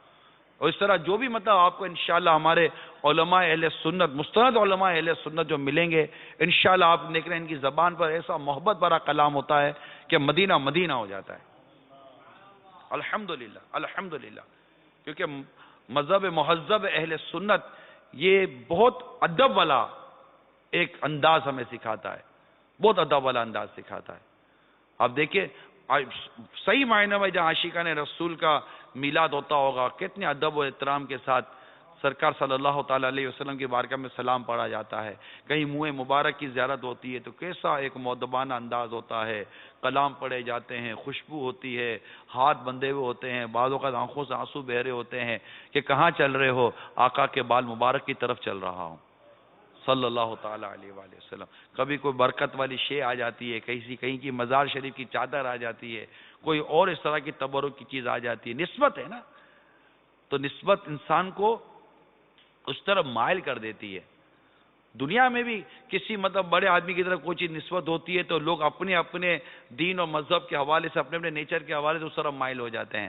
ہم مسلمان ہیں الحمدللہ, ہمیں اللہ تعالیٰ سے, اس کے حبیب سے اور تمام انبیاء سے, تمام صحابہ سے اور اولیاء سے محبت ہے. ان سے نسبت رکھنے والی ہر شے سے محبت ہے.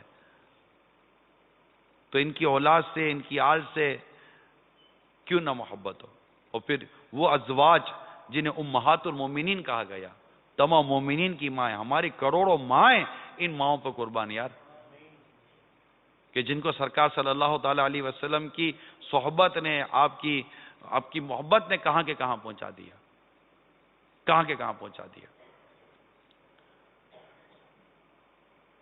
تو یہ ایک مدنی پھول عرض کر رہا ہوں کہ ان لوگوں میں بیٹھیے جو باادب ہیں, اور اتنی تمیز ہر ایک میں ہونی چاہیے. جو بھی اس وقت دیکھ اور سن رہا ہے, میں تو آپ سب کو دعوت دے رہا ہوں, اور سمجھنے کی کوشش کیجئے جو آپ کو عرض کر رہا ہوں. آپ کو اتنی تمیز نہیں ہے کہ کون کس کی گفتگو میں ادب ہے, کسی گفتگو میں ادب نہیں ہے, کون تمیز سے بات کر رہا ہے, کوئی تمیز سے بات نہیں کر رہا. یعنی ایک شخص بیان کر رہا ہو یا ذکر کر رہا ہو یا بیٹھا ہو، کم از کم آپ یہ دیکھیے کہ اس کی زبان سے جن مقدس نام ادا ہو رہے ہیں، یہ مقدس نام کا کوئی تقدس اس کے لفظوں میں نظر آ رہا ہے، احترام نظر آ رہا ہے، کوئی ادب نظر آ رہا ہے، ہونا چاہیے نا کہ مسلمان، کوئی بھی ایسا مسلمان نہیں ہوگا کہ جس کے دل میں خلفائے راشدین، صحابہ کرام، امہات المومنین، اولیاء کرام، غوث اعظم، امام اعظم، غریب نواز، داتا گنج بخش علی حجویری رحمہم اللہ تعالی، رضوان اللہ تعالی علیہم اجمعین، ان سب کی محبتیں جس مسلمان کے دل میں نہ ہوں، وہ غور کرے اپنے بارے میں، تو الحمدللہ مسلمان سے محبت کرتا ہے، اور آپ جس سے محبت کرو گے اس کا نام جتنی ادب سے پیار سے لیا جائے گا آپ کو اتنا ہی اچھا لگے گا، اور اگر کوئی ان کا نام ادب سے نہیں لے گا، احترام سے نہیں لے گا اور ایک خوبصورت انداز سے نہیں لے گا، آپ کو اس سے اچھا نہیں لگے گا، کیونکہ ہم ایک دوسرے سے جو محبت کرتے ہیں یہ انہی کی محبت کا صدقہ ہے، ہم ایک دوسرے کی محبت اور ایک دوسرے سے ملنے جلنے میں ایسے کیسے فری ہو گئے کہ ہم جن کی وجہ سے ہم جو ہماری باقاعدہ پہچان ہے، جن کے ذریعے ہم تک دین اور اسلام پہنچا، ان کا ذکر ہم ایک ایسی زبان سے سنتے ہیں کہ جہاں ادب کی کوئی بات نہ ہو تو ہمیں تکلیف نہیں ہونی چاہیے، اللہ کرے دل میں اتر جائے میری بات، اور رب تعالی ہمیں ایسی محبت عطا فرمائے، ایسی محبت عطا فرمائے کہ بس ان کا ذکر، اچھا ذکر ہی ہمارے لیے مدینہ مدینہ ہو، اور وہ ہے نا جو تمہارا نہیں اسے ہم نے اپنے دل سے نکال رکھا ہے، جو تمہارا نہیں اسے ہم نے، جو تمہارا نہیں اسے ہم نے اپنے دل سے نکال رکھا ہے، مصطفیٰ نے سنبھال رکھا ہے۔ اور یہ بھولنے والی باتیں نہیں ہیں، یہ بھولنے والی بات، کوئی ہمارے والد یا والدہ کے لیے کوئی بدتمیزی والا کوئی کلام کہہ دے تو کبھی زندگی میں ہم بھولتے نہیں ہیں، یاد رہتا ہے زندگی بھر، بھولنے والی چیزیں نہیں ہیں یہ، بس یاد ہے، اللہ ہمیں ان سے اتنی محبت عطا فرمائے کہ بس مدینہ مدینہ ہوتا رہے، انشاءاللہ ان کی محبت ہمیں جنت میں لے جائے گی، جنت میں لے کے جائے گی محبت رسول کی، جنت میں لے کے جائے گی محبت آل رسول کی، جنت میں لے کے جائے گی محبت نسبت رسول کی، جنت میں لے کے جائے گی، جنت میں لے کے جائے گی الفت رسول کی، جنت میں لے کے جائے گی محبت رسول کی، جنت میں لے کے جائے گی الفت رسول کی۔ الحمدللہ ہمیں حضرت سیدتنا خدیجہ الکبریٰ رضی اللہ تعالی عنہ سے بہت محبت ہے، واقعی میں اپنے ہر کوئی اپنے اپنے انداز کو رکھتا ہے، بہت محبت ہے، اور بالخصوص ام المومنین عائشہ صدیقہ رضی اللہ تعالی عنہ سے بہت محبت ہے، الحمدللہ بہت محبت۔ جب میں ماحول میں نیا نیا آیا تھا تب میں نے ان کا ذکر مبارک پڑھا تھا سورہ نور کے اندر، واقعہ افک، جب منافقین نے ان پر الزام لگایا تھا، اور اس کا ذکر جو قرآن پاک میں ہے، الحمدللہ یہ میں فرسٹ ٹائم جب میں نے یہ واقعہ پڑھا تھا، مفتی خلیل احمد برکاتی رحمت اللہ تعالی علیہ کتاب چادر اور چار دیواری، سورہ نور کی تفسیر ہے اس میں، تو اتنی مطلب کہ اس واقعے کو پڑھنے کے بعد ایک دل میں ان کی محبت پیدا ہوئی، اتنی محبت پیدا ہوئی، اتنی محبت پیدا ہوئی کہ بس آپ دیکھیں ان سے محبت کیوں نہ ہو، کہ جب حبشہ والا وہ قیمتی سونے کا ہار آیا، اب سوچئے جب قیمتی سونے کا ہار آیا اور سرکار صلی اللہ علیہ وسلم جب یہ فرمایا کہ یہ میں اس کو دوں گا جو مجھے میرے گھر میں سب سے پیارا ہے، اس وقت امہات المومنین کی توجہ کس پر گئی تھی؟ سیدنا عائشہ صدیقہ رضی اللہ تعالیٰ عنہ کی طرف، کیونکہ وہ بھی جانتی تھی کہ آقا صلی اللہ علیہ وسلم کو ان سے کتنی محبت ہے. تو جب سرکار صلی اللہ علیہ وسلم کو ان سے اتنی محبت ہو تو ہمیں ان سے کتنی محبت ہونی چاہیے تھی، اور ان کے ذکر خیر سے کتنی محبت ہونی چاہیے، اور جو ان کا ذکر خیر نہ کرے اس سے کس قدر نفرت ہونی چاہیے. اسی طرح یہ شہزادیاں. اور اب جس شہزادی کا ذکر کرنے جا رہا ہوں،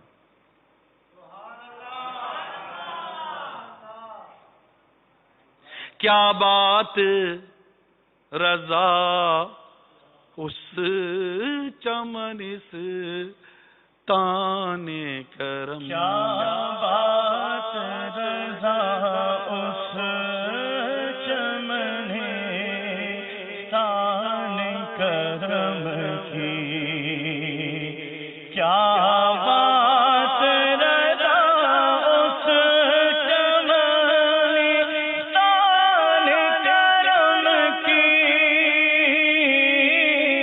زہرا کلی جس میں حسین اور حسن پوس صلی اللہ علیہ یا رسول اللہ. اس سیدہ کا ذکر ہو رہا ہے جس کے بارے میں آقا صلی اللہ علیہ وسلم فرماتے ہیں تمام جہانوں کی عورتوں کی سردار، جس کے بارے میں فرماتے اہل جنت کی تمام عورتوں کی یہ سردار ہیں. ان کی حق میں میرے آقا صلی اللہ علیہ وسلم نے کچھ یوں ارشاد فرمایا، فاطمہ میری بیٹی میرے بدن کی ایک بوٹی ہے، جس نے فاطمہ کو ناراض کیا اس نے مجھے ناراض کیا. یہ آپ صلی اللہ تعالی علیہ وسلم کی سب سے چھوٹی مگر سب سے زیادہ پیاری اور لاڈلی شہزادی ہیں. ان کا نام فاطمہ ہے، لقب زہرا اور بطول. ان کی پیدائش کے سال میں اختلاف ہے. سرکار صلی اللہ تعالی علیہ وسلم کی عمر مبارک کم و بیش 41 برس کی تھی اس وقت آپ کی ولادت ہوئی. اس میں بھی کچھ اختلاف چلتا ہے. یہ میرے آقا صلی اللہ تعالی علیہ وسلم کی ایسی شہزادی تھی کہ سرکار صلی اللہ تعالی علیہ وسلم ان سے بے حد محبت کیا کرتے تھے.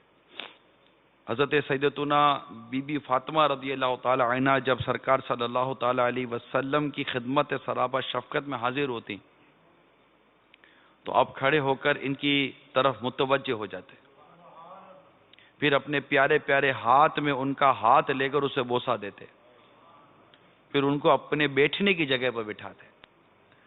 اسی طرح جب آپ صلی اللہ تعالی علیہ وسلم سیدتنا بی بی فاطمہ رضی اللہ تعالی عنہا کے یہاں تشریف لے جاتے تو وہ دیکھ کر کھڑی ہو جاتی، آپ کے مبارک ہاتھ اپنے ہاتھ میں لے کر چومتی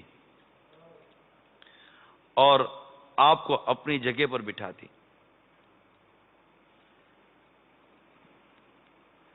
تو یہ محبت بھرا انداز تھا بی بی فاطمہ رضی اللہ تعالی عنہا سے نبی پاک صلی اللہ تعالی علیہ وسلم کا، اور آپ کے بے شمار فضائل اور مقام ہے. حضرت سیدنا امام حسن امام حسین آپ ہی کے شہزادے ہیں. آپ کا نکاح حضرت مولا علی شیر خدا کرم اللہ تعالی وجہ الکریم سے ہوا، اور آپ کے فضائل سے کتاب مالا مال ہیں، اور ان کا ذکر مبارک کوئی ایسا عاشق رسول نہیں ہے جو ان کا ذکر مبارک نہ کرتا ہو. لیکن چونکہ اس بات کا بھی ایک احساس تھا کہ آپ کی جو دیگر 3 شہزادیاں ہیں، ایک تعداد ہے جن کو ان کا نام بھی نہیں یاد ہوگا، ہے نا. سرکار صلی اللہ تعالی علیہ وسلم کی 3 اور شہزادیاں جن کا نام آج میں نے آپ کو بیان کیا، حضرت سیدتنا زینب، حضرت سیدتنا رقیہ اور حضرت سیدتنا ام کلثوم رضی اللہ تعالی عنہما. یہ یاد رکھیں. یہ یاد کیسے رہے کہ اللہ کرے کہ ہر گھر میں ایک رقیہ ہو، ایک ام کلثوم ہو، ایک زینب ہو تو ایک فاطمہ ہو. نام رکھیں آقا کے شہزادیوں والے. اس طرح آقا صلی اللہ علیہ وسلم نے اپنی جس نواسی کو انگوٹھی بھی دی تھی اور ہار بھی عطا کیا تھا، اس کا نام تھا امامہ. تو گھر میں ایک امامہ بھی ہو. اس طرح اور بھی گھر میں ایک ختیجہ ہو، گھر میں ایک عائشہ ہو، گھر میں ایک حفصہ ہو. اس طرح کے مبارک نام ہیں. یہ نام اسلامی نام کے احکام جو مقتوۃ المدینہ کی کتاب علمیہ نے دی ہے، اس کو لیجئے. اس میں نام ہیں، بہت سارے نام ہیں نسبتوں والے. تو خاص اس نسبت کے حوالے سے نے نیت کی تھی بیان کرنے کی کہ سرکار صلی اللہ تعالی علیہ وسلم کی دیگر شہزادیوں کا بیان ہوتا، اور اس میں پھر نواسیوں کا بیان ہوا، اور جو دیگر مدنی پھول عرض کیے گئے. تو بالخصوص نواسیوں سے بھی بہت محبت کرے، اپنی پوتیوں سے محبت کرے. بیٹے کی بیٹیاں، بیٹی کی بیٹیاں، یعنی آج کا بیان بیٹیوں کے لیے ہے.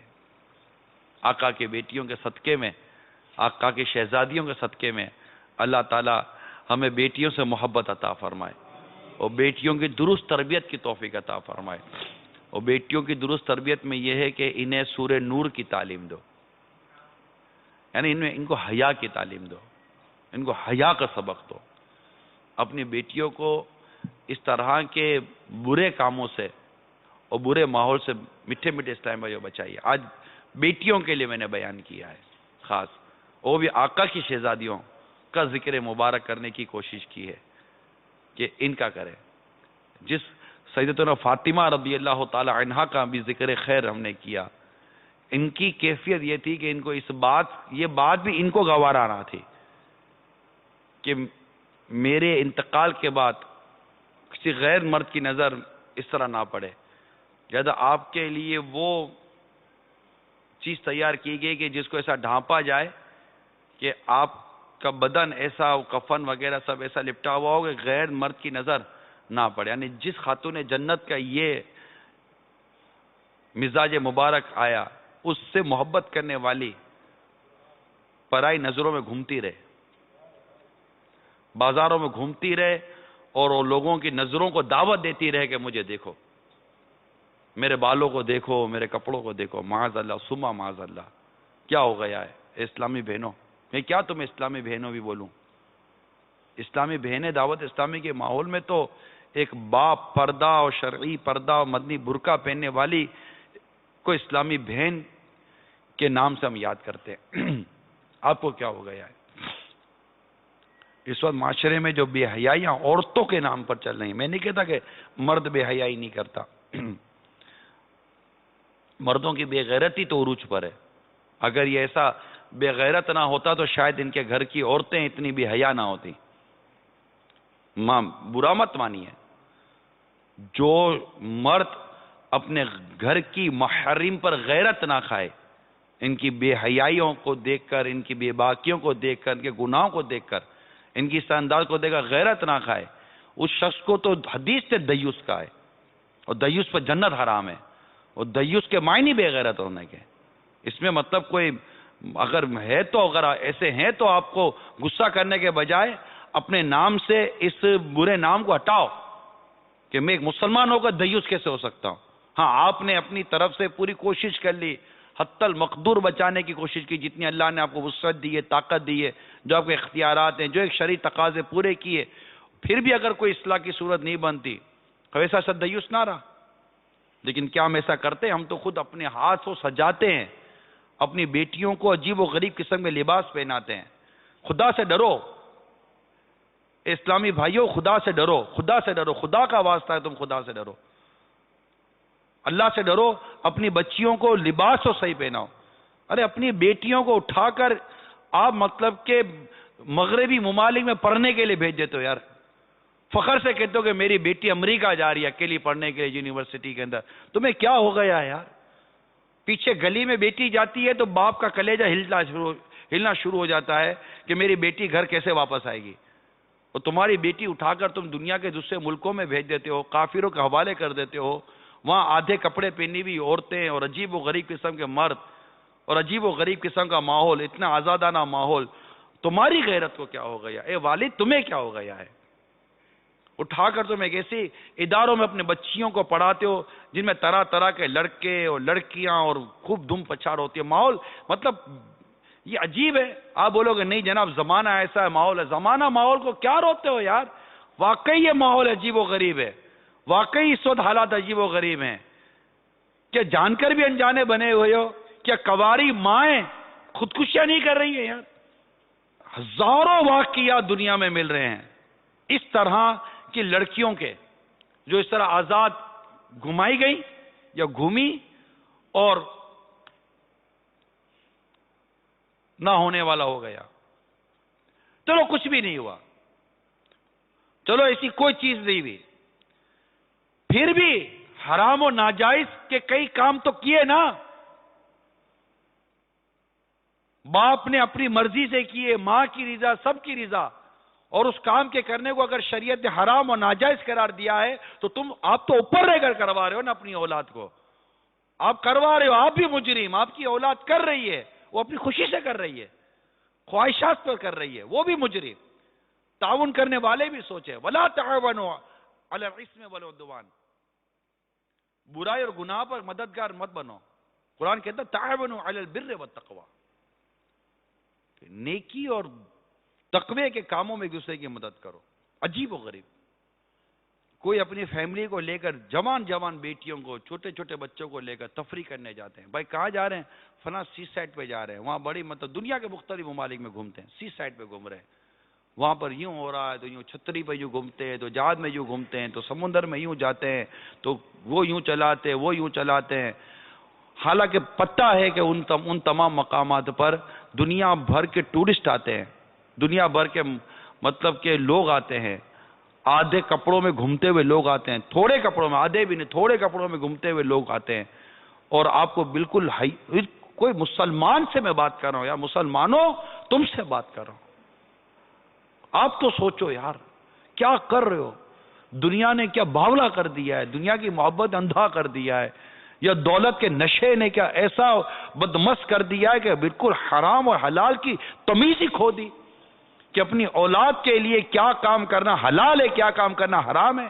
اولاد کے معاملے میں، ان کو کھانے پلانے کے معاملے میں، ان کو آنے لے جانے کے معاملے میں، ان کو پڑھنے پڑھانے کے معاملے میں، ان کی تعلیم و تربیت کے معاملے میں، بیوی بچوں کے معاملے میں اسلام اور دین نے کس چیز کو حلال اور کس چیز کو حرام، کس چیز کو جائز اور کس چیز کو ناجائز قرار دیا. کیا اس کی سوچ بھی چلی گئی؟ ایک اسلام کا ماننے والا ایک مسلمان کیا حرام اور حلال کی تمیز نہیں کرے گا؟ پھر فخر و تفاخر، یہ اپنی فیملی کو لے کر جا رہے، اب یہ لے کر آ گئے، اب میں اپنی فیملی کو لے کر جا رہا ہوں مثال کے طور پر، ٹھیک ہے. اب یہ میرے کو پورا گائیڈ کر رہا ہے کہ ایسی ہوٹل میں رہنا، ایسی سی سائٹ پہ جانا، وہاں پر یوں کرنا، وہاں پر یوں تفریح کرنا، وہاں تفریح کرنا. ارے مشورے دینے والے تو خدا سے ڈرتا کیوں نہیں ہے؟ تو کیسے مشورے دے رہا اگلے کو کہ میں نے تو دین دہاڑے اپنے بیوی بچوں کے ساتھ اللہ کی نافرمانی کی، اور وہاں تو بڑی بڑھ چڑھ کر نافرمانی ہوتی ہے رب تعالیٰ کی. تو بھی جا کر تو کیوں پیچھے رہ رہا ہے؟ میں اتنا دوڑا ہوا جہنم کی طرف گیا، تو کیوں پیچھے رہ رہا ہے؟ اور وہ بھی اس کی ہاں میں ہاں ملا رہا ہے، وہ بھی اس سے مشورے لے رہا ہے. پھر کہہ رہا ہے یار غلطی ہو گئی، میں نے آپ سے پہلے رابطہ کر لیا ہوتا تو اور زیادہ اچھے طریقے سے جہنم میں جانے کی معاذ اللہ تیاری کرتا. چوٹ کرنے کے لیے عرض کر رہا ہوں. ارے خدا کا خوف نہیں ہے یار؟ زبان لڑکھڑاتی نہیں ہے یار آپ کی کہ میں کیا بات کر رہا ہوں؟ دنیا نے باولا کر دیا ہے، یا کوئی سمجھانے والا نہیں ہے آپ کو، کوئی بتانے والا نہیں ہے آپ کو؟ یار کیا سوچو. دنیا بھر کے سی سائٹس پر جہاں تفریح ہوتی ہے، دنیا بھر کی قومیں، انگریز قومیں، طرح طرح کی قومیں جہاں پر تفریح کرنے کے لیے آتی ہیں، ان کا کیا انداز ہوتا ہوگا؟ اور طرح طرح کی سمندری تفریحات بالکل جدا ہیں. پوری فہرست مجھے پتا چلی ہے، تبھی میں یہاں آپ تک بیان کر رہا ہوں کہ خدا رہا آپ مت کرنا یار. چھوڑ دو ان چیزوں کو. آپ بولو یار گھوم نہیں سکتے، ارے نہیں گھومنا یار. ایسی جگہ گھوم کر کیا کریں گے جہاں نہ اپنی نگاہ بچا سکے، نہ اپنے کردار کو بچا سکے، نہ اپنی آخرت کو سنوار سکے. گھومیں گے انشاءاللہ، جنت کے بازاروں میں گھومیں گے، جنت کی نعمتوں میں جائیں گے، جنت کی لذتیں لیں گے یار. یا نہیں کرنا نا بھائی، نہیں کرنا، مانو نا نہیں کرنا. یہ گناہوں بھرے معاملات نہیں کرنے، اس کی اجازتیں نہیں ہیں. دنیا مومن کے لیے قید خانہ ہے، کافر کے لیے جنت ہے. آپ یہاں کیا ڈھونڈنے کے لیے جا رہے ہو یار؟ ہم یہاں ان چیزوں کے لیے نہیں پیدا کیے گئے. ہمیں ہمارے رب نے اپنی عبادت کے لیے پیدا کیا ہے، اور ہم عبادت کو چھوڑ کر، یعنی اس کی فرما برداری کو چھوڑ کر اس کی نافرمانی کر رہے ہیں. بالکل اپنی زندگی کے اور اپنی پیدائش کے مقصد سے ایسے ہٹ گئے. پھر مصیبت بالا ہے، مصیبت اپنا جانا خود مصیبت. صرف یہ نہیں کہ چلو ابھی بچوں کو چھوڑو یار، ان کے اخلاق خراب ہو جائیں گے، گناہ ہوگا، میں جاتا ہوں. نہیں، تم کیوں جاؤ گے؟ آپ کیوں جاؤ گے یار؟ کس نے کہا ہے آپ کو جانے کے لیے؟ تو پوری تیاری کا فیملی سمیت. فیملی بھی خوش ہے، فیملی بھی خوش ہے، ماں بھی خوش ہے یار. پتہ نہیں کیسی مسلمان عورتیں ہو گئی ہیں کہ وہ ایسی جگہ پر جا کر خوش ہے. یعنی سوچو کہ ان کا شوہر دیکھ رہا ہوگا کہ یہ کیسی جگہ پر میں بھی اپنی بیوی کو لے کر آیا ہوں، وہ بیوی سوچے کہ میں کیسی جگہ پر شوہر کے ساتھ آئی ہوں، اور ہماری اولاد بھی شامل ہے. اب آپ بولو یہ اولاد ماں باپ کی اطاعت و فرما بردار بنے گی، کیسے بنے گی؟ جو ڈالو گے وہی نکلے گا نا بھائی. سوال، آپ کھانا پکاتے ہو، کھانے میں مرچی زیادہ ہوگی تو کھانا تیکھا بنے گا، نمک زیادہ ہوگا تو نمکین بنے گا، کچھ نہ ڈالو تو پھیکا بنے گا. تو جو کھانے میں ڈالو گے وہی کھانے کی لذت ہوگی نا. اب آپ کھانا کھاؤ، ہو یہ تو بہت تیکھا ہے، تو مرچی کیوں ڈالے دی اتنی؟ آپ کو کھانا پکانا نہیں آتا تھا؟ اللہ تعالیٰ نے اولاد دی، آپ کو اولاد کی تربیت کرنا نہیں آئی؟ جب اولاد بڑی ہو کر اس کو جب تیکھی لگی تو آپ بولو میری اولاد تیکھی بہت ہے، تو آپ نے تیکھا تو ڈالا تھا اس کے اندر، جو ڈالا تھا وہی نکلا. کھاؤ اب. میٹھا ڈالتے تو میٹھا نکلتا، جیسا ڈالا ویسا نکلا. جو بو گے وہ کاٹو گے. اللہ کرے دل میں اتر جائے میری بات، اللہ کرے دل میں اتر جائے میری بات.